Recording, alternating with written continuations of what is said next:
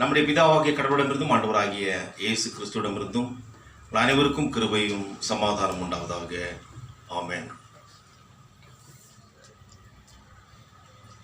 கிறிஸ்து வருகையின் 2ஆம் ஞாயிறாகிய இந்த நாளிலே கடவுளுடைய வாழ்வளிக்கக்கூடிய வார்த்தையை தியானிக்க தெரிந்து கொள்ளப்பட்ட வேத பகுதி அது ஏசாயா தீர்க்க தரிசன புஸ்தகம் 40ஆம் அதிகாரம் வசனங்கள் 1 முதல் 11 வரை உள்ள பகுதியிலிருந்து நாம் தியானம் செய்வோம். ஆண்டவரை நோக்கி வேண்டுதல் செய்வோம். மகா உன்னதங்களிலே வாசமாக இருக்கிற எங்கள் பரிசுத்தமுள்ள திரியேக கடவுளே, உம்மை எங்களுடைய உள்ளத்தின் ஆழத்திலிருந்து ஸ்தோத்திரிக்க இம்மட்டுமா எங்களை வழிநடத்தினதற்காக நன்றி செலுத்துகிறோம் சுவாமி. எங்களுடைய துதி ஸ்தோத்திர பலிகளை பிரியமாய் நீர் ஏற்று அங்கீகரித்து இப்பொழுதுமாய் கர்த்தாவே உம்முடைய வாழ்வளிக்கக்கூடிய வார்த்தைகளின் மூலமாக எங்களோடு பேசி எங்களை பலப்படுத்த வேண்டுமா ஜெபிக்கிறோம். அடியனை மறைத்து நீர் வெளிப்பட்டு எங்களோடு பேசி நாங்கள் ஒவ்வொருவரும் சுவாமி உமக்கு ஏற்ற சாட்சிகளாக இந்த உலகத்தில் உடைய வார்த்தையின்படி வாழ கிருபை செய்திடணும்.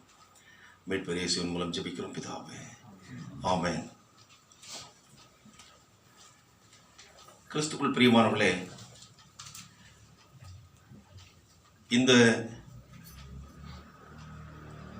பிரசங்க பகுதிக்கு ஒரு தலைப்பை நாம் கொடுக்க வேண்டும் என்றால், கடவுள் மூலமாய் எருசலேமுக்கு உரைக்கப்படுகின்ற ஒரு ஆறுதலின் செய்தியும் மேசியாவின் வருகைக்கு பாதையை ஆயத்த பண்ணப்படுவதும் என்பதை குறித்து இந்த பகுதியின் மூலமாக நாம் தியானம் செய்வோம்.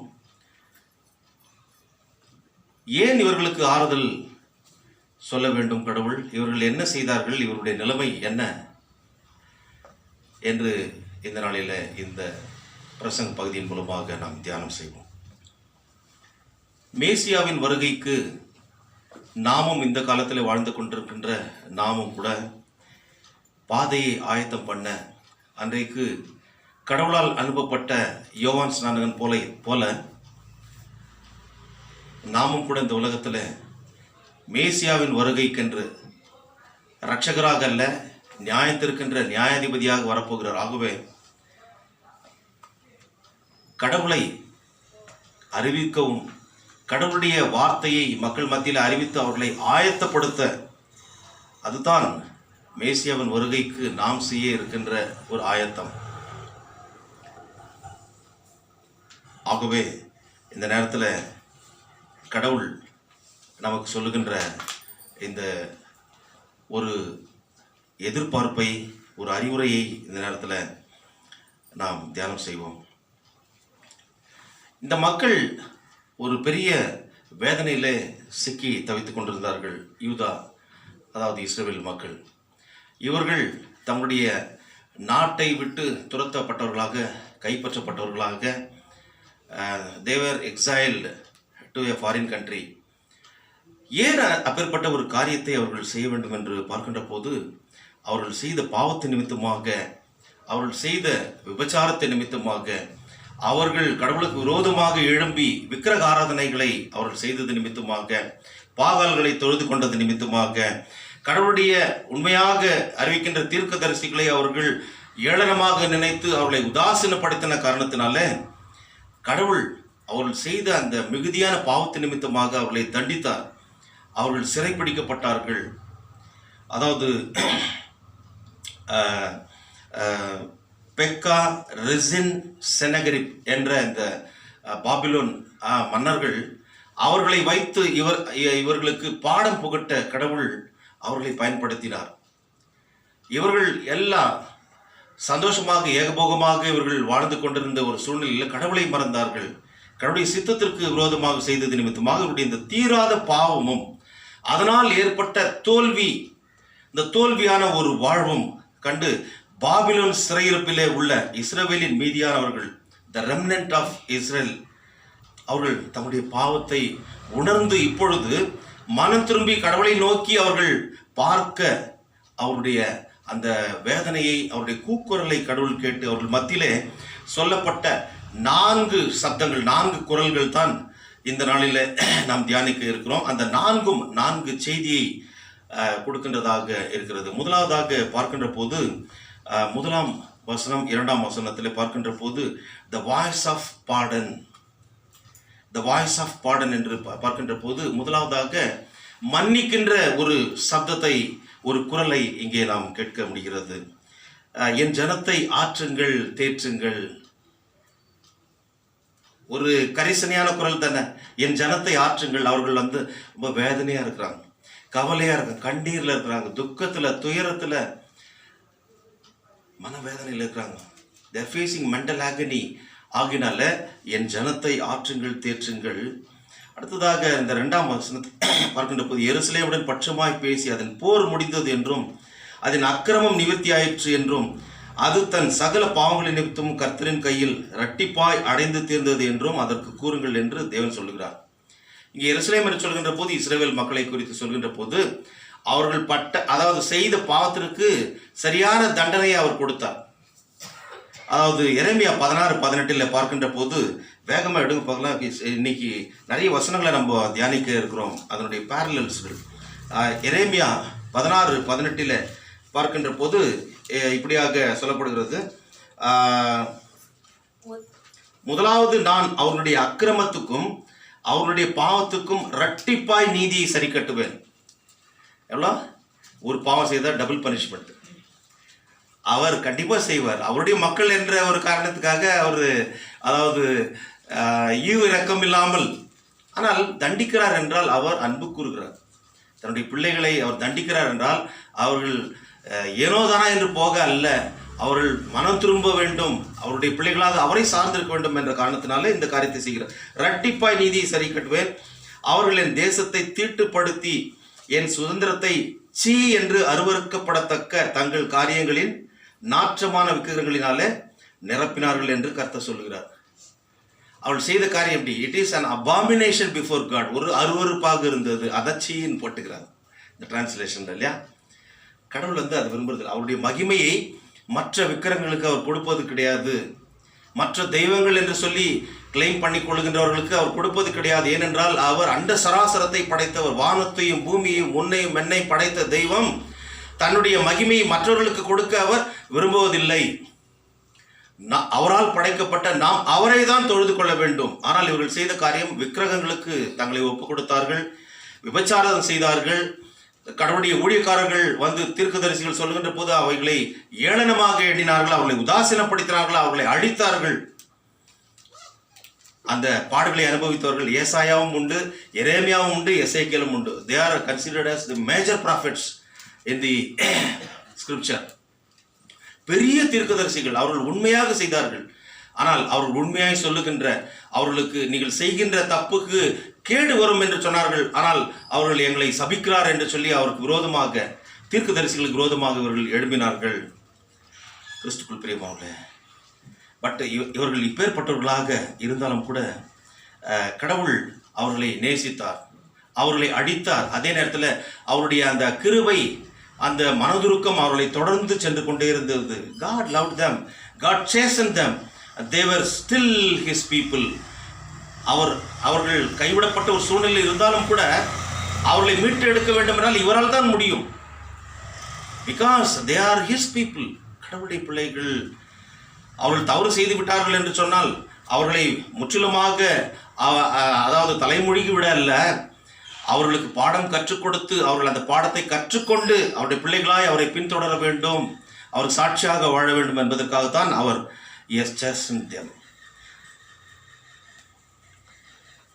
ஆனால் அவர்களை அவர் கைவிடவில்லை என்று சொல்லி மிக அழகாக கடவுளுடைய வார்த்தை சொல்லுகிறது. கிறிஸ்துக்குள் பிரியமானவர்களே, கடவுள் அவர்களை கைவிடாமல் அவர்களை விடுவித்தார் என்று சொல்லி எஸ்ரா தீர்க்க தரிசன புஸ்தகத்தில் 9ஆம் அதிகாரம் 9:13 நாம் பார்க்கிறோம். எஸ்ரா வேகமாக எடுங்க, 2 நாளாகமும் பக்கத்தில் வரும் பாருங்க. நெகேமியாவுக்கு முன்பதாக எஸ்ரா 9ஆம் அதிகாரம் வசனங்கள் 9:13.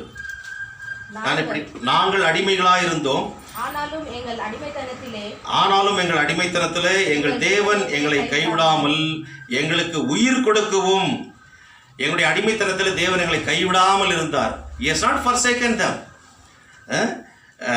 அடுத்து எங்களுக்கு உயிர் கொடுக்கவும், நாங்கள் எங்கள் தேவனுடைய ஆலயத்தை எடுப்பித்து பாழாய் போன அதை புதுப்பிக்கும்படிக்கும் எங்களுக்கு யூதாவிலும் எருசலேமிலும் ஒரு வேலியை கட்டளையிடும்படிக்கும் பெர்சியாவின் ராஜாக்கள் சமூகத்தில் எங்களுக்கு தயை கிடைக்கும்படி செய்தார்.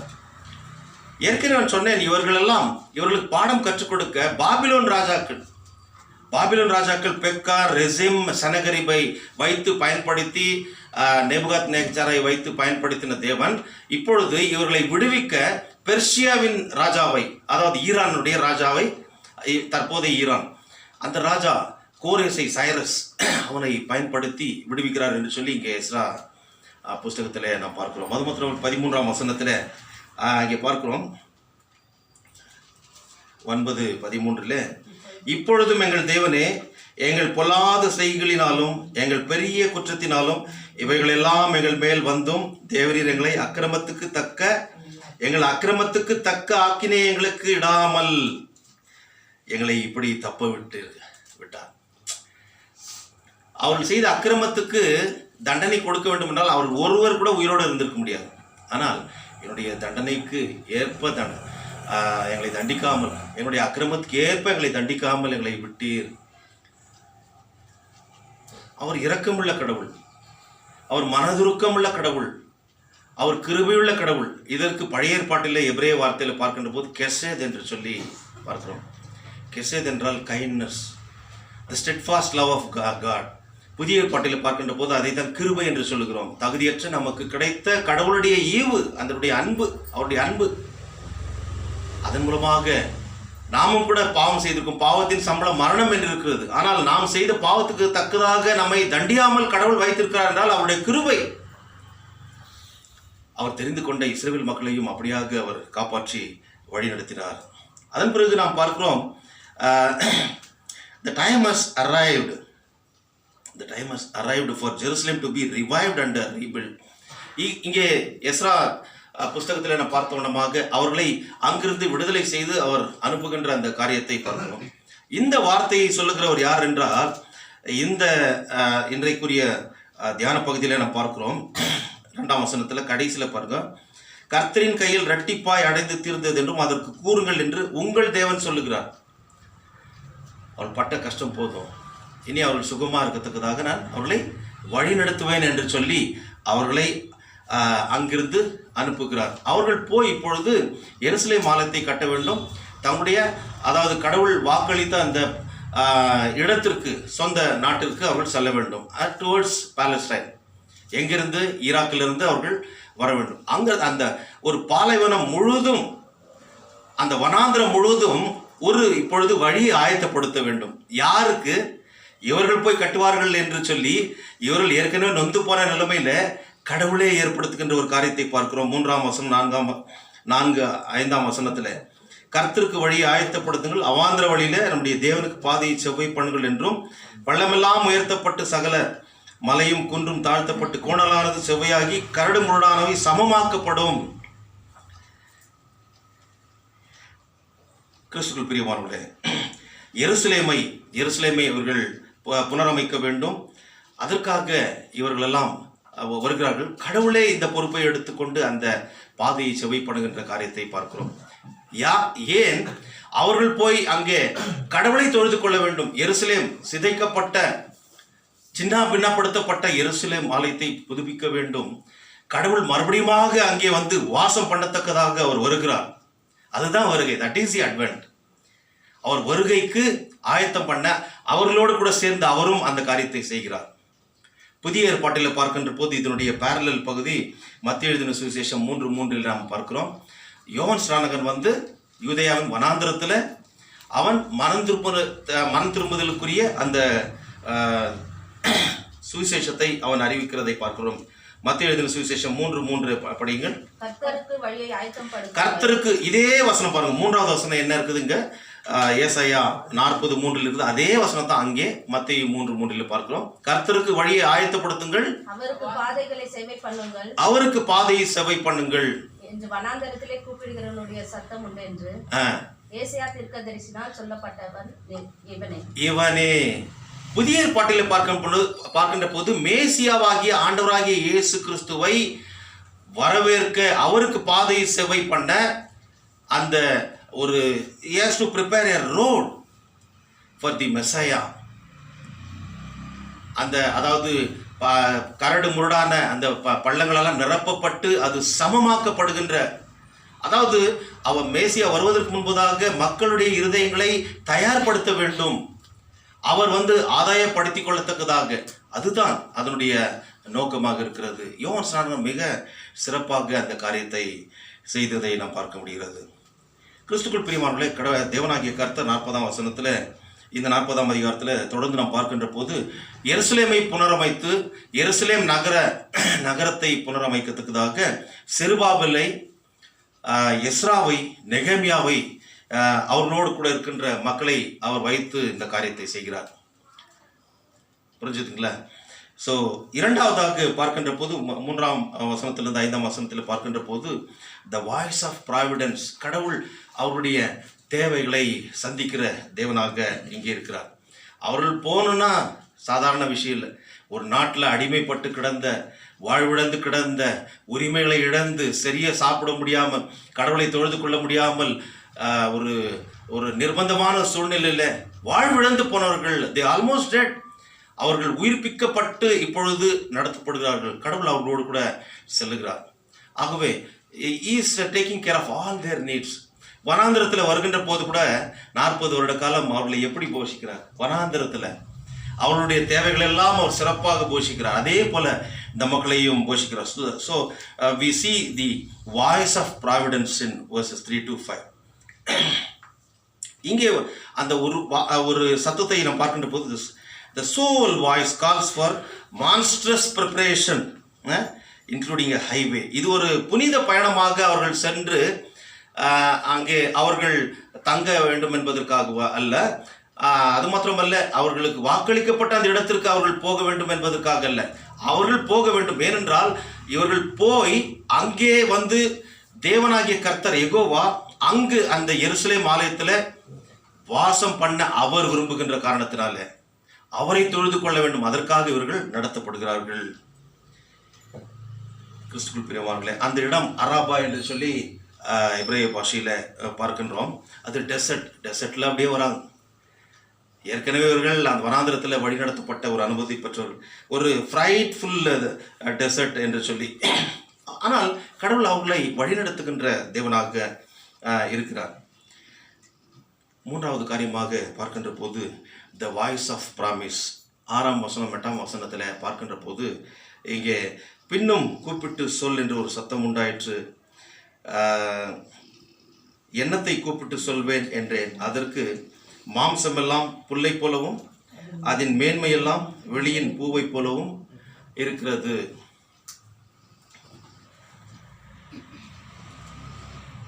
மாம்சமெல்லாம் புல்லை போலவும் அதன் மேன்மையெல்லாம் வெளியின் பூவை போலவும் இருக்கிறது. இவர்கள் புல் என்று சொல்லுகின்ற போது கடவுளுடைய ஜனமே என்று சொல்லி 7ஆம் வசனத்தில் பார். கர்த்தரின் ஆவி அதன் மேல் ஊதும் போது புல் உலர்ந்து பூ உதிரும், ஜனமே புல். இன்றைக்கு நாம் தான் அந்த புல்லை போல இருக்கிறோம், பூவை போல இருக்கிறோம், நீர்க்குமிழியை போல இருக்கிறோம், புகையை போல இருக்கிறோம், ஒரு மண் ஜாடியை போல இருக்கிறோம். அதாவது நிரந்தரமில்லாத ஒரு வாழ்க்கை நமக்கு இருக்கிறது என்பதை இங்கே கடவுள் சொல்லுகிறார். ஆகவே நிரந்தரமில்லாத இந்த உலகத்துல நாம் ஏன் நம்மை ஈடுபடுத்தி கொண்டு அதை சார்ந்திருக்க வேண்டும்? நித்தியமான கடவுளை நாம் சார்ந்திருக்க வேண்டும். Because he is eternal, he is not temporary, he is permanent. அவரை சார்ந்திருக்க வேண்டும். ஆகவே அந்த ஜீவனை இங்கே சொல்லுகின்ற போது அந்த 7ஆம் வசனத்தை, கர்த்தரின் ஆவி அதன் மேல் ஊதும் போது புல் உலர்ந்து பூ உதிரும், ஜனமே புல். அதாவது ராஜாக்கள் எல்லாம் இவர்களை, அதாவது இஸ்ரவேல் மக்களை அடிமைப்படுத்த கடவுள் ஏற்படுத்துகிறார். ஆனால் அவர்களுக்கும் ஒரு நாள் வந்தது, அவர்கள் அதனை விட்டுவிட வேண்டும். கடவுள் எடுத்து பயன்படுத்துகின்ற பாத்திரத்தை இவ்வளவு நாள் வரைக்கும் அவனை அது பனிஷ் பண்ணிப்பா, அதுக்கப்புறம் போதும். அவர்கள் ராஜாக்களாக இருந்தாலும் அவர்களை மேற்கொள்ள முடியாது என்றால் கடவுள் எல்லாவற்றிற்கும் மேலானவர். So he is taking the top position among all the kings. அவர் சொல்லுகிறபடி தான் அவர்கள் நடக்கும். ஏன்னா அவர்களும் கூட மனுஷர்களே, நாமும் மனுஷர்கள். நம்மை தண்டிக்க தெரிந்து கொண்ட அவர்கள், அவருடைய அந்த எண்ணங்கள், அவருடைய மகிமை எல்லாம் அது பூவை போல அது உலர்ந்து போகும். ஆனால் கடவுளுடைய அந்த ஆவி, அது மிக முக்கியமானது. 8ஆம் வசனத்தை பார்க்கிறோம். புல் உலர்ந்து பூ உதிரும், நம்ம தேவனுடைய வசனமோ என்றென்றைக்கும் நிற்கும். கிறிஸ்துக்குள் பிரியமானவர்களே, இந்த வேதனைகள் எல்லாம் இவர்களுக்கு ஏற்பட்டது என்றால் அதற்கு காரணம் கடவுள். அதை நாம் மறக்கக்கூடாது. 1 பேதுரு 2:24-25 பார்க்கின்ற போது 1 பேதுரு 1:24-25 வேகமாக எடுங்க. 1 Peter chapter 1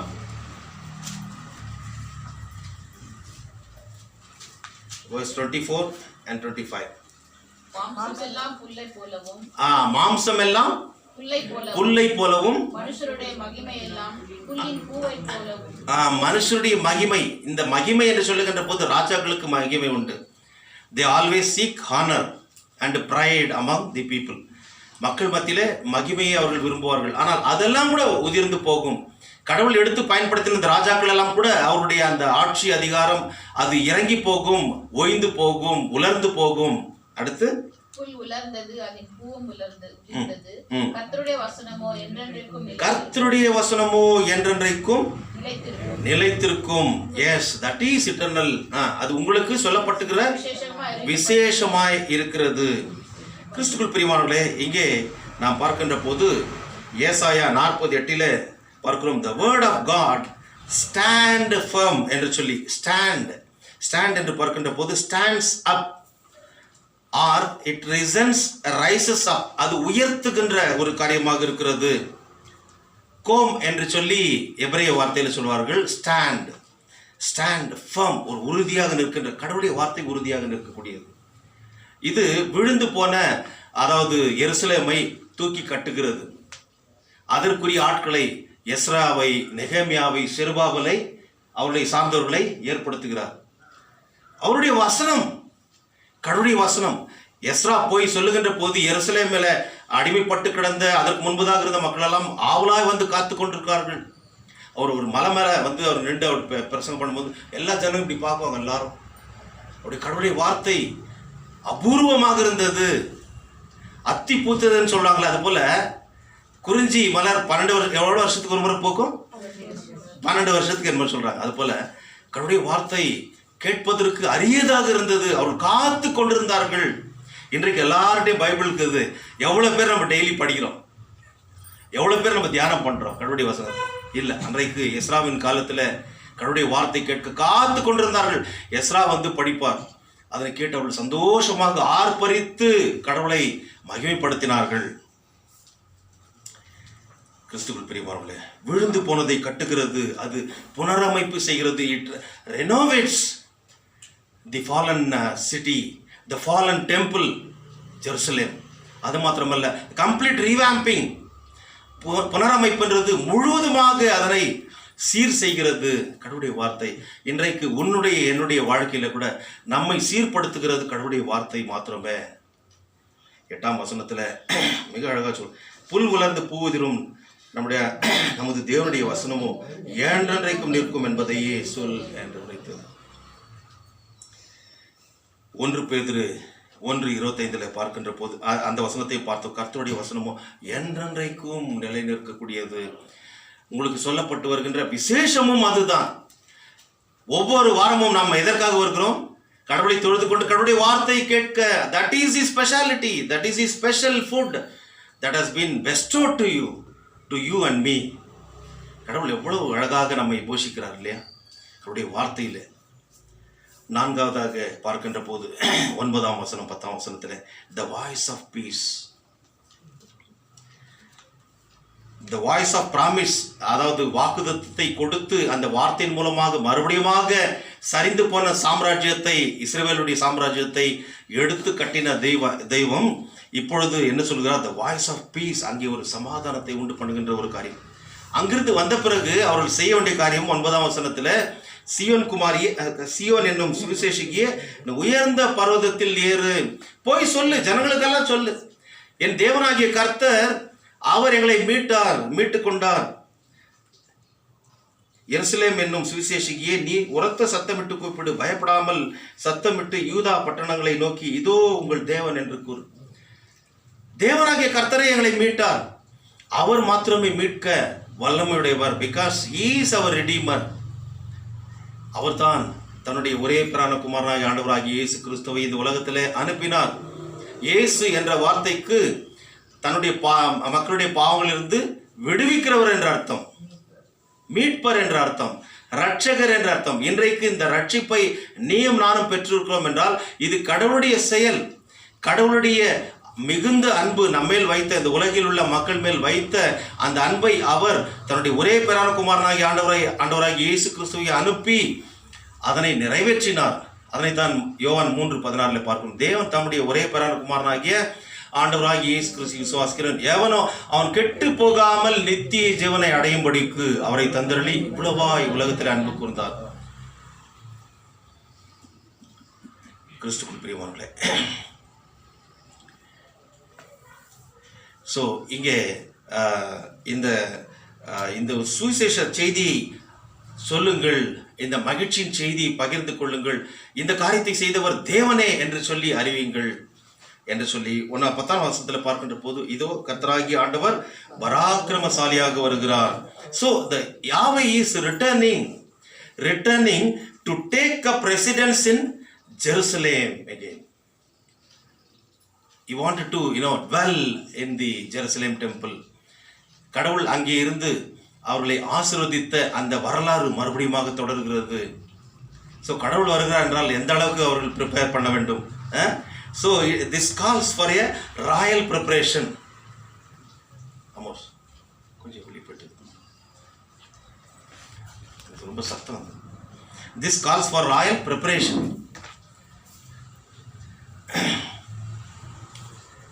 இந்த ராஜாவை வரவேற்க இந்த ராஜா அதாவது வருவதற்காக ஒரு ராஜா ஒரு ஒரு ஒரு எம்எல்ஏ வராருன்னா எந்த அளவுக்கு ப்ரிப்பேர் பண்ணுறோம், ஒரு மினிஸ்டர் வராருன்னா எந்த அளவுக்கு நம்ம ஆயத்தப்படுறோம். இப்போ நம்ம சர்ச்சுக்கு வராருன்னு வச்சுக்கோம், எந்த அளவுக்கு தடப்படலாம் நம்ம ஆயத்தப்படுத்தும். அவருக்கு மாலை போடுறது, அதாவது ஷால்வை போடுறதுலேருந்து இல்லை அந்த மைசூர் தலைப்பா போட்டு அவரை கௌரவப்படுத்துறது. படைத்த தெய்வம் வருகிறார், ராஜாதி ராஜா வருகிறார், கர்த்தாதி கர்த்தா வருகிறார். எங்களுடைய அதாவது பாவத்திலிருந்து எங்களை உணர்த்தி எங்களை திருத்தி நல்வழிப்படுத்தின தெய்வம் மறுபடியும் வருகிறார். அவரை வரவேற்க, அவரை தொழுது கொள்ள எப்பேற்பட்ட ஒரு ஆயத்தம் பண்ண வேண்டும். இதோ கர்த்தராகிய ஆண்டவர் பராக்கிரமசாலியாக வருவார். அவர் தமது புயத்தினால் அரசாளுவார். இதோ அவர் அளிக்கும் பலன் அவரோட கூட வருகிறது. அவர் கொடுக்கும் பிரதிபலன் அவருடைய முகத்துக்கு முன்பாக செல்லுகிறது. அவர் நம்மை மேய்க்க, அவர்களை மறுபடியும் அவர் மேய்க்க வருகிறார். தோய்ந்து போன உள்ளங்களை தேற்ற வருகிறார். அதைத்தான் 11ஆம் வசனத்தில் பார்க்கிறோம். அதாவது ஆட்டுக்குட்டிகளை என்று பார்க்கின்ற போது இவர்கள் இப்பொழுது நொந்து போன ஒரு சூழ்நிலை இருக்கிறார்கள். இவர்களை அந்த ஆட்டுக்குட்டிகளை he takes that the lamb towards இது என்ன அவருடைய புயத்தில் கரங்களில் ஏந்தி கொண்டு, அதாவது அதனுடைய டிரான்ஸ்லேஷன் ரொம்ப அழகாக இருக்கும். இங்கிலீஷில் படிங்கிறது, ஹீப்ரூவில் பார்க்கும்போது தன்னுடைய இதயத்தில் அவர் அதனை கடத்தி கொள்கிறார், சேர்த்துக் கொள்கிறார். டுவர்ட்ஸ் இஸ் ஹார்ட் என்று சொல்லி. அப்போ இங்கிலீஷில் படிங்கிறது, He will take care of his flock like a shepherd. He will gather the lambs together and carry them in his arm. He will gently lead their mothers. So இதில் கூட carry gently in his arms என்று தான் இருக்குது. இருதயத்துக்கு பக்கத்தில் அவர் கொண்டு செல்கிறார் என்று சொல்லி, அதாவது இப்படி அவர் தூக்கிறார். இங்கிறது லெஃப்ட் சைடில் தானே ஹார்ட் இருக்குது, நமக்கு எல்லாருக்கும் லெஃப்டில் தான் இருக்குங்களா. ஸோ இருதயத்துக்கு நேராக ரொம்ப அழகாக இருக்கும். அப்போது இவன் எனக்கு பிரியமானவன் என்பதை எப்படி காட்டுறது? இன்னைக்கு அதாவது ஒருத்தர் நேசிக்கிறவங்கள ஒரு லவர்ஸுங்களுக்கு எப்படி அந்த வெளிப்படுத்துவாங்க? ஹார்ட் போடுவாங்க. என்னுடைய இருதயத்துக்கு பிரியமானவன், என்னுடைய இருதயத்துக்கு பிரியமானவள் என்று சொல்லி. கடவுள் என்ன பண்ணுறாரு? இவர்கள் அதற்கு தகுதி இல்லாதவர்கள், ஆனால் அவர்களை எடுத்துக்கொள்கிறார். எபிரேய மூல பாஷையில் பார்க்கும்போது அப்பேற்பட்ட ஒரு வார்த்தை அங்கே இருதயத்தின் பக்கமாக அவர் எடுத்துக்கொள்கிறார் என்று சொல்லி. கிறிஸ்துக்குள் பிரியமானவர்களே, இவ்வளவு பெரிய தெய்வம் தன்னுடைய ஒரே பிரான குமாரனாகிய ஆண்டவராகிய இயேசு கிறிஸ்துவை அனுப்பி மேசியாவாக இந்த வார்த்தை, மனம் திரும்புதல் வார்த்தை எல்லாருக்கும் சொல்லப்படத்தக்கதாக இன்றைக்கு நம்ம வாசி கேட்ட சுவிசேஷ வாக்கியத்தில் மார்க் 1:1-8 பார்க்கின்ற போது இயேசு கிறிஸ்துவை அனுப்பினார்.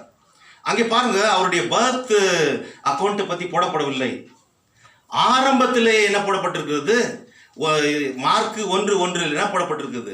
அவருடைய பிறப்பை பற்றி அங்கே போடவே இல்லை. ஆரம்பத்திலேயே அவர்தான் சுவிசேஷம் என்று சொல்லுகிறது. He is gospel. He himself is gospel. ஒன்னு படிங்க. தேவனுடைய குமாரனாகிய இயேசு கிறிஸ்துவினுடைய சுவிசேஷத்தின் ஆரம்பம். சுவிசேஷத்தின் ஆரம்பம் தேவனுடைய குமாரனாகிய இயேசு கிறிஸ்துனுடைய சுவிசேஷத்தின் ஆரம்பம். அவர்தான் சுவிசேஷம், அவர்தான் வார்த்தையானவர். இங்கிலீஷ்ல என்னமா? This is the good news about Jesus Christ. This is the good news about Jesus Christ, the Son of God. He himself is the Word, and he has, become flesh, and he dwelt among us. வார்த்தையானவர் மாம்சமாகி கிருபையும் சத்தியமும் நிறைந்தவராய் நம்மத்திலே வாசம் செய்தார். யோவான் எழுதின சுவிசேஷம் 1:14 அதனை நாம் பார்க்கிறோம். அந்த வார்த்தை மாம்சமாகி கிருபையினாலும் சத்தியத்தினாலும் நம்மத்திலே அவர் வாசம் செய்தார். அவருடைய மகிமையை கண்டோம். இந்த வார்த்தையை அவர்கள் மாம்சமாக ஒரு மனுஷ கோலத்தில் குழந்தையின் வடிவாக அவர்கள் பார்த்தார்கள். அவர் தான் சுவிசேஷம். அந்த சுவிசேஷத்தை தான் யோவான் ஸ்நானகர் வந்து வழியை ஆயத்தப்படுத்த, இந்த மேசியாவை வரவேற்கத்தக்கதாக குழந்தையை பற்றி அங்கே சொல்லப்படவில்லை, இயேசு பாலனை பற்றி சொல்லப்படவில்லை. அங்கே மேசியா வருகிறார், அவருக்கென்று ஆயத்தப்படுத்த, மக்களை ஆதாயப்படுத்துகின்ற, மக்களுடைய மனதை பக்குவப்படுத்தி அவர்களை பாவ மன்னிப்புக்கென்று ஞானஸ்நானம் கொடுக்க அவர்கள் மத்தியிலே அவர் பிரசங்கம் பண்ணுவதை அங்கே நாம் பார்க்கிறோம். 1:5 படிங்கள். மார்க்கு 1:4 பார்க்கின்ற போது, யோவான் வனாந்திரத்தில் ஞானஸ்நானம் கொடுத்து பாவ மன்னிப்புக்கென்று மனம் திரும்புதலுக்கேற்ற ஞானஸ்நானத்தை குறித்து பிரசங்கம் பண்ணி கொண்டிருந்தார். மனம் திரும்ப வேண்டும், அவர்கள் மனம் திரும்பி புது வாழ்வு பெற வேண்டும், பாவ மன்னிப்பை, பாவத்தை அறிக்கை செய்ய வேண்டும், அதனை விட்டு கடவுளுடைய இரக்கத்தை பெற வேண்டும், கடவுளுடைய பிள்ளைகள் என்ற ஒரு அந்தஸ்தை பெற வேண்டும். ஞானஸ்நானத்தின் மூலமாக அது சாத்தியமாகும் என்பதை அவர் நிறைவேற்றி கொண்டிருந்தார். ஏன்? மேசியா எனக்கு பின்பாக வருகிறார், அவர் என்னிலும் பெரியவர், அவர் உங்களுக்கு பரிசுத்தாவினாலும் அக்கினியினாலும் ஞானஸ்நானம் கொடுப்பார் என்று சொல்லி 8ஆம் வசனத்தில் சொல்லுகிறார். தன்னை தாழ்த்தி கடவுள் சொன்ன அந்த காரியத்தை அவர் சிறப்பாக நிறைவேற்றுகிறதை இங்கே பார்க்கிறோம். நாமும் கூட நம்முடைய தேசத்தை ஆதாயப்படுத்திக் கொள்ள கடவுள் நம்மை அழைக்கிறார். இந்த வார்த்தையானவரே எபிரேயர் 13:8 பார்க்கின்ற போது, இயேசுவானவர் நேற்றும் இன்றும் என்றும் மாறாத தெய்வமாக இருக்கிறார். அன்றைக்கு இருந்த தெய்வம் தான் இன்றைக்கு இருக்கிறார், இன்றைக்கு இருக்கிற தெய்வம் தான் நாளைக்கும் இருப்பார். ஆகவே அன்றைக்கு சொன்ன அதே காரியங்கள் தான் இன்றைக்கும் நாமும் செய்யப்பட வேண்டும். யோவான் ஸ்நானகரை எப்படி போய் ஆயத்தப்படுத்தினார், அதே போல நாமும் சென்று நம்முடைய தேசத்தை ஆதாயப்படுத்திக் கொள்ள கடவுள் நம்மை அழைக்கிறார். அன்றைக்கு யூதா பட்டணத்திற்கு சுவிசேஷம் அறிவித்து அவர்களை ஆண்டவரின் மத்தியிலே சேர்க்க ஒரு அறைகூவல் விடுத்த கடவுள், அவர்களுக்கு ஒரு புது வாழ்வு கொடுத்த தேவன், இன்றைக்கு நம்முடைய தேசத்தை அவர் ஆதாயப்படுத்த மாட்டாரா? கிறிஸ்துவுக்குள் பிரியமானவர்களே, இந்த சுவிசேஷம் இன்றைக்கு வாசிக்க கேட்ட நிருப வாக்கியத்தில் பார்க்கிறோம். 2 பேதுரு 3:8 வரைக்கும் பார்க்கின்ற போது, இந்த சுவிசேஷம் இன்று யூதாவுக்கு மாத்திரமல்ல, எருசலேமுக்கு மாத்திரமல்ல, உலகில் உள்ள எல்லா மக்களுக்கும் சொந்தமானது. அதனை அறிவிக்க வேண்டும். ஆகவே தான் அங்கே நாம் பார்த்தோம், ஏசாயா 40:9 பார்க்கின்றோம். சீயோன் என்னும் சுவிசேஷிக்கே நீ உயர்ந்த பர்வதத்தில் ஏறு, எருசலேம் என்னும் சுவிசேஷிக்கே நீ உரத்த சத்தமிட்டு கூப்பிடு, பயப்படாதே. இன்றைக்கு நம்முடைய அரசாங்கம் நமக்கு, அதாவது கிறிஸ்துவை பறைசாற்ற தடைகளை பல வகைகளை விதித்துக் கொண்டிருக்கிறார்கள். ஆனாலும் கூட தைரியமாக சொல்ல நீயும் நாம் அழைக்கப்படுகிறோம். கடவுளுடைய வருகைக்கென்று மக்களை ஆதாயப்படுத்த நாம் அழைக்கப்படுகிறோம். போய் சொல்லி கடவுளுடைய சுவிசேஷத்தை அறிவிக்க நாம் இதன் மூலமாக உற்சாகப்படுத்தப்படுகிறோம். இதனை நாம் செய்வோமா? இன்றைக்கு திருச்சபைகள் இந்த காரியத்தை முன்னெடுக்க வேண்டும். அதனை தீவிரமாக செய்ய திட்டங்கள் தீட்டப்பட வேண்டும், அதனை நிறைவேற்ற வேண்டும். ஏனென்றால் காலம் வேகமாக சென்று கொண்டே இருக்கிறது. மக்கள் கடவுளுடைய வார்த்தை இல்லாமல் அழிந்து கொண்டிருக்கிறார்கள். கடவுளுடைய வேதத்தில் பார்க்கின்ற போது காணாமல் போன அந்த ஊமையில, காணாமல் போன ஆடு 100ல் 1, நம்முடைய தேசத்தில் அது 199. ஆகவே நம்முடைய மக்கள் 135 கோடி மக்களும் பரலோகத்தில் வந்து சேர வேண்டும் என்றால் அவர்களுக்கு இந்த சுவிசேஷம், வாழ்வழிக்கக்கூடிய சுவிசேஷம் சென்றே ஆக வேண்டும். இதனை செய்ய வேண்டியது உன்னுடைய என்னுடைய கடமையாக இருக்கிறது, திருச்சபையினுடைய கடமையாக இருக்கிறது. திருச்சபையின் நாயகராகி ஆண்டவராகி இயேசு கிறிஸ்து அதனை மிக அதிகமாக எதிர்பார்க்கிறார். ஆகவே தான் கடவுளுடைய வருகை இங்கே தாமதிக்கிறது. 2 பேதுரு இன்றைக்கு வாசி கேட்ட நிருபவாக்கியத்தில் பார்க்கிறோம். 2 பேதுரு 3:9 பார்க்கின்ற போது, தாமதிக்கிறார் என்று சிலர் எண்ணுகிறபடி கர்த்தர் தம்முடைய வாக்குத்தத்தத்தை குறித்து தாமதமாயிராமல் ஒருவரும் கெட்டு போகாமல் எல்லோரும் மனம் திரும்ப வேண்டும் என்று விரும்பி நீடிய பொறுமை உள்ளவர்கள். அவ்வளோ அங்கே பாருங்க, 4 ஃபேக்டர்ஸ் நம்ம பார்க்குறோம். அவர் ஏன் தாமதிக்கிறார் என்று பார்க்கின்ற போது, இந்த சுவிசேஷம் எல்லா இடங்களுக்கும் அறிவிக்கப்பட வேண்டும். மத்திய எழுதின சுவிசேஷம் 24:14 பார்க்கின்ற போது, ராஜ்யத்தினுடைய இந்த சுவிசேஷம் பூலோகம் எங்குள்ள சகல ஜாதிகளுக்கும் சாட்சியாக பிரசங்கிக்கப்படும். அப்பொழுது முடிவரும். எப்பொழுது முடிவரும்? ஏன் அவர் தாமதிக்கிறார் என்று பார்க்கின்ற போது, இந்த சுவிசேஷம் முதலாவதாக ராஜ்யத்தினுடைய இந்த சுவிசேஷம் பூலோகத்தில் உள்ள எல்லா ஜாதிகளுக்கும், எல்லா ஜாதினாக்கா நம்ம இந்தியாவில் பல ஏராளமான ஜாதி இருக்குது. ஜாதி என்று சொல்றப்போ நேஷன்ஸ், மக்கள் கூட்டம், மக்கள் கூட்டத்தை சென்றடைய வேண்டும். எல்லா உலகில் உள்ள எல்லா மக்கள் கூட்டத்தையும் இந்த கடவுளுடைய வார்த்தை சென்றடைய வேண்டும். சாட்சியாக பிரசங்கிக்கப்படும். அப்பொழுது முடிவரும். And this gospel of the kingdom will be preached in the whole world as a testimony to all nations. English la paranga, to all nations, and then the end will come. அங்கே caste என்று வரவில்லை, Nations என்று வருகிறது. Nations என்றால் அங்கே தமிழில் இந்த ஜாதிகள் என்று சொல்லி டிரான்ஸ்லேட் பண்ணிக்கிறார். ஜாதிகள் என்றால் மக்கள் கூட்டம். நம்முடைய இந்திய தேசத்திலேயே நாம் இன்றைக்கு இங்கே திராவிடர்களாக இருக்கிறோம், தமிழர்களாக.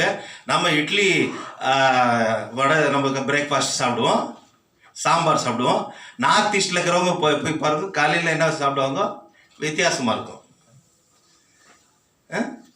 சப்பாத்தி வந்து நார்த்தில் டெல்லியில் இருக்கிறவங்க, உத்தரப்பிரதேசத்தில் இருக்கிறவங்க சாப்பிடுவோம் காலையில் கூட சப்பாத்தி, இல்லைங்களா? அங்கே வந்து ரைஸ் பார்க்குறது அபூர்வமாக இருக்கும். ஆனால் இதே நாட்டில் இருக்கிறோம், ஒவ்வொருடைய தேவைகள். ஆனால் இந்த எல்லா தரப்பட்ட மக்களுக்கும் சுவிசேஷம் அறிவிக்கப்படுகின்ற போது தான் முடிவரும். ஆகவே தான் இவர் தாமதிக்கிறார். அவர் ஏற்கனவே வாக்குத்தத்தம் கொடுத்திருக்கார். எப்படி? திருடன் வருகிற விதமாக. அந்த 2 பேதுரு 3:8 நாம் பார்க்கிறோம். திருடன் வருகிற விதமாக கடவுளுடைய வருகை இருக்கும் என்று சொல்லி 10ஆம் வசனத்தை, கர்த்தருடைய நாள் இரவிலே திருடன் வருகிற விதமாய் வரும். எந்த நேரத்தில் வரும்னு தெரியாது. மிட் நைட்டில் வருமா, இல்லை விடிய காலத்தில் வருமா தெரியாது, இல்லைங்களா? ஆனால் கடவுளுடைய வருகை இருக்கும். ஆனால் வாக்குத்தத்தம் பண்ண கடவுள் ஏன் வரவில்லை என்றால், ஒருவரும் கெட்டு போகாமல் அவர்கள் மனம் திரும்ப, எல்லாரும் மனம் திரும்ப வேண்டும் என்று விரும்பி அவர் விரும்புகிறார். That is his desire, that is his aspiration, that is his will. இந்த சிறியரில் ஒருவரும் கெட்டு போது பரலோகத்தில் இருக்கிற என்னுடைய பிதாவின் சித்தமல்ல என்று சொன்னவர். He is having more and more concern towards each and every individual and their transformed life. இவ்வளவு மகத்துவமான கடவுளை இந்த உலகத்தில் ஆண்டவராய் இயேசு கிறிஸ்துவை தவிர நாம் பார்க்கவே முடியாது, வேறு எங்கேயுமே. அவர் வருகிறார், அவருக்கென்று நாம் ஆயத்தப்படுவோம். கிறிஸ்துவுக்குள் பிரியமானவர்களே, இன்றைக்கு வாசி கேட்ட சங்கீதம் 85 1-6 வரைக்குமே பார்க்கின்ற போது, யூதாவையும் இஸ்ரவேல் மக்களையும் அந்த பாடுகளிலிருந்து, வேதனைகளிலிருந்து விடுவித்த தெய்வம், யாக்கோபின் சிறையிருப்பை மாற்றி புது வாழ்வு கொடுத்த தெய்வம், நம்முடைய தேசத்து மக்களையும் அவர் ரட்சித்து விடுவிக்க வல்லவராயிருக்கிறார். போய் சொல்ல வேண்டும், அவர் வருகிறார் என்று சொல்ல வேண்டும். அவர் மறுபடியும் ரட்சிக்க வருகிறார் என்று சொல்வது அல்ல, அவர் நியாயத்திற்கு வருகிறார், எச்சரிப்பின் செய்தியை சொல்ல வேண்டும். இன்றைக்கு நம்முடைய இந்திய தேசத்தில் நீயும் நானும் இப்படி சாட்சியாக நாம் சொல்லாவிட்டால் அவர்கள் எப்படி கேட்பார்கள், எப்படி விசுவாசிப்பார்கள், எப்படி கடவுளை அறிந்து கொள்வார்கள், எப்படி கடவுளை தம்முடைய சொந்த ரட்சகராக ஏற்றுக்கொள்வார்கள், அவர்கள் எப்படி பரலோகத்திற்கு வர முடியும்? நீயும் நானும் சுயநலவாதிகளாக இருந்து நாம் மட்டும் போகலாம் என்று நினைத்தால் நாம் உண்மையிலேயே கடவுளுடைய பிள்ளைகள் என்று சொல்ல முடியாது. ஏனென்றால் கடவுள் எல்லாரும் மனம் திரும்ப வேண்டும் என்று விரும்பி அவர் நீடிய பொறுமை உள்ளவராக இருக்கிறார். ஒருவரும் கெட்டு போகாமல் நம்முடைய தேசத்து மக்களை ஆதாயப்படுத்திக் கொள்ள இந்த ஜெனரேஷன்ல, இந்த சந்ததியில் இருக்கின்ற மக்களுக்கு நாமே ஜவாப்தாரிகள், நாமே பொறுப்பாளிகள். அவர்களை மீட்டுக்கொள்ள எவ்வளவு பேர் நாம் ஜெபிக்கிறோம், என்னுடைய தேசத்து மக்களை ரட்சியும் என்று சொல்லி எவ்வளவு பேர் நீங்களுடைய சொந்த அதாவது பர்சனல் பிரேயர்ல, குடும்ப ஜெபத்தில் ஜெபிக்கிறீங்க. நாம் ஜெபிக்க வேண்டும். ஆண்டவரிடத்துல போராடி போராடி போராடி முறையிடுகின்ற போது பெரிய காரியங்களை அவர் செய்வார். எவ்வளவு பெரிய தடைகள் வந்தாலும் கூட அவரை மிஞ்சி எதையும் செய்ய முடியாது. அவர் நம்மோடு கூட இருந்து பெரிய காரியங்களை செய்வார். நம்முடைய தேசத்தை அவர் சுதந்திரிக்க முடியும் அவருடைய வார்த்தையின் மூலமாக. கிறிஸ்துக்குள் பிரியமானவர்களே, தேவனுடைய நாள் சீக்கிரமாக வருகிறது. ஆகவே அதற்கென்று நாம் ஆயத்தப்படுத்த வேண்டும் என்று சொல்லி கடவுள் விரும்புகிறார். 14ஆம் வசனத்தில் பார்க்கிறோம், பிரியமானவர்களே, இவைகள் வர காத்திருக்கின்ற 1 பேதுரு 2 பேதுரு 3:14 பார்க்கிறோம், பிரியமானவர்களே, இவைகள் வர காத்திருக்கின்ற நாம். இங்கே பேதுரு அப்போஸ்தலன் சொல்லுகின்ற சில காரியங்களை பார்க்கின்ற போது அவர் சொல்லுகிறார், முதலாவதாக, all that we see in this world will perish, பார்க்கிற எல்லாம் அழிந்து போகும் என்று சொல்லி அங்கே நாம் பார்க்கிறோம். அது மாத்திரமல்ல, கர்த்தருடைய நாள் சீக்கிரமாய் வரும்படிக்கு மிகுந்த ஆவலோடைய காத்திருங்கள். சீக்கிரமாக வர வேண்டும் என்றால் சீக்கிரமாக போய் சொல்ல வேண்டும், அவரை அறிவிக்க வேண்டும். அப்பொழுதுதான் சீக்கிரமாக வர வேண்டும் என்ற ஒரு ஆவல், அந்த ஒரு எதிர்பார்ப்பு, ஒரு ஆயத்தம் நம்மிலே இருக்கும். 14ஆம் வசனத்தில், பிரியமானவர்களே, இவைகள் வர காத்திருக்கிற நீங்கள், இங்கே சொல்லுகின்ற காரியம், கரையற்றவர்களாக நாம் இருக்க வேண்டும், பிழை இல்லாதவர்களாக இருக்க வேண்டும், சமாதானத்தோடு அவருடைய சந்நிதியில் நாம் காணப்பட வேண்டும். கரையற்றவர்கள் என்று பார்க்கின்ற போது ஸ்பாட்லெஸ், அதாவது no corrupted life, no corrupt life, அதாவது கரைப்படியாத கரத்துக்கு சொந்தமானவன் சொல்லுவாங்க. யாருக்கு? கிளீன் அண்ட், எந்த லஞ்சமும் வாங்காமல் எந்த ஒரு தவறும் செய்யாமல் இருக்கிறவர்களுக்கு ஒரு நல்ல பேர். பெரிய பெரிய தலைவர்கள் நம்முடைய தேசத்தில் வாழ்ந்து சாதித்திருக்கிறார்கள். சீஃப் மினிஸ்டராக இருந்து மரித்த போது, அதாவது முன்னாள் தமிழ்நாடு முதல் மந்திரியாக இருந்த கர்ம வீரர் காமராஜர், அவருக்கு எந்த சொத்தம் கிடையாது. அறிஞர் அண்ணா, அவருக்கு எந்த சொத்தம் கிடையாது. பெரிய பெரிய பொறுப்பில் இருந்தவர்கள். அப்துல் கலாம், அவருக்கு எந்த சொத்தம் கிடையாது. எல்லாவற்றையும் இழந்தார்கள். கரைப்படியாதவர்கள், கரைப்படியாத கரத்தை உடையவர்கள். இன்றைக்கு நீயும் நானும் கூட அப்படியே வாழ இந்த கடவுளுடைய வருகைக்கென்று ஆயத்தப்பட கடவுள் எதிர்பார்க்கிறார். அது மாத்திரம் பிழை இல்லாதவர்களை, குற்றம் சாட்டப்படாதவர்களாக, பிளேம்லெஸ். இன்றைக்கு எப்பேற்பட்ட ஒரு வாழ்க்கையை வாழ்ந்து கொண்டிருக்கிறோம். நம்மிலே குற்றம் சொல்ல முடியாதபடிக்கு நம்முடைய வாழ்க்கை இருக்கிறதா, வாழ்க்கையின் தரம் இருக்கிறதா என்று நாம் நம்மை தற்பரிசோதனை பார்த்து கொள்ள வேண்டும். We should retrospect what sort of life we are living, we are leading. கடவுள் எதிர்பார்க்கின்ற காரியம் அது மாத்திரமல்ல, peace with him in his presence, சமாதானத்தோடு அவருடைய சந்நிதியிலே காணும்படிக்கு ஜாக்கிரதையா இருக்கணும். ஸோ ஜாக்கிரதையா இருங்கள் என்று சொல்கிறது, make all efforts, make every efforts to fulfil all these compliance. இந்த காரியங்கள் எல்லாம் செய்ய நீங்கள் உங்களை ஒப்புக் கொடுங்கள் என்று சொல்லி இங்கே அழைக்கிறார். ஆகவே கிறிஸ்துக்குள் பிரியமானவர்களே, தேவனாகிய கர்த்தர் வருகிறார். அவருடைய வருகைக்கென்று நாம் ஆயத்தமாவோம், மற்றவர்களை நாம் ஆயத்தப்படுத்துவோம். அவருடைய நித்திய ராஜ்யத்தில் சேர்ந்து அவரோடு கூட நித்திய காலமாக வாழ இந்த உயர்ந்த குணாதிசயங்கள் மூலமாக நம்மை பலப்படுத்தி ஆசீர்வதித்து காப்பாராக. ஆமென். எல்லா புத்திக்கும் மேலான தெய்வீக சமாதானம் நம்முடைய இருதயங்களையும் சிந்தனைகளையும் கிறிஸ்து இயேசுக்குள்ளாக நம்மை பலப்படுத்தி காப்பாராக. ஆமென்.